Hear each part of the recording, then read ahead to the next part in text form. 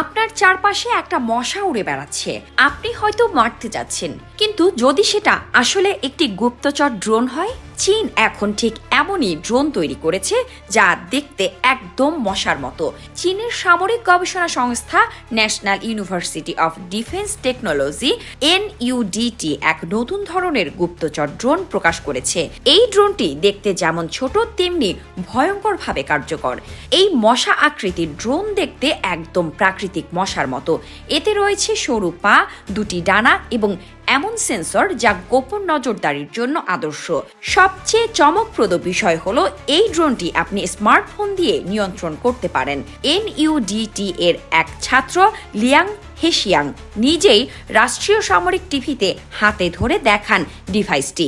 তিনি বলেন, এ ধরনের বায়োনিক মিনি রোবট গোপন তথ্য সংগ্রহ এবং বিশেষ অভিযানের জন্য দারুণ উপযোগী। এটাই শুধু নয়, বিশ্বের আরও অনেক দেশ মাইক্রো ড্রোন তৈরি করছে।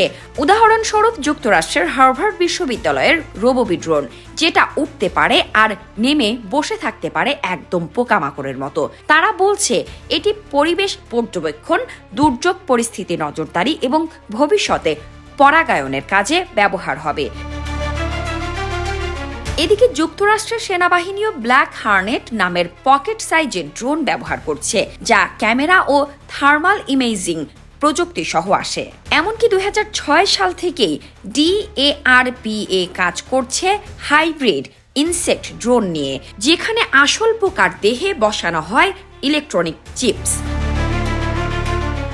ভাবুন তো, কোনো যুদ্ধ ছাড়াই যদি একটি মশা আপনার বাড়ির ভেতরে ঢুকে গোপন তথ্য রেকর্ড করতে পারে, তাহলে সেটি যুদ্ধের থেকেও বেশি বিপজ্জনক নয় কি? বিশ্লেষকরা বলছেন, মাইক্রো ড্রোন প্রযুক্তি এখন শুধু বিজ্ঞান নয়, রাজনীতি ও নিরাপত্তার বড় অস্ত্র হয়ে উঠেছে। শামসাদ শাহনীন, দৈনিক আওয়ার বাংলাদেশ।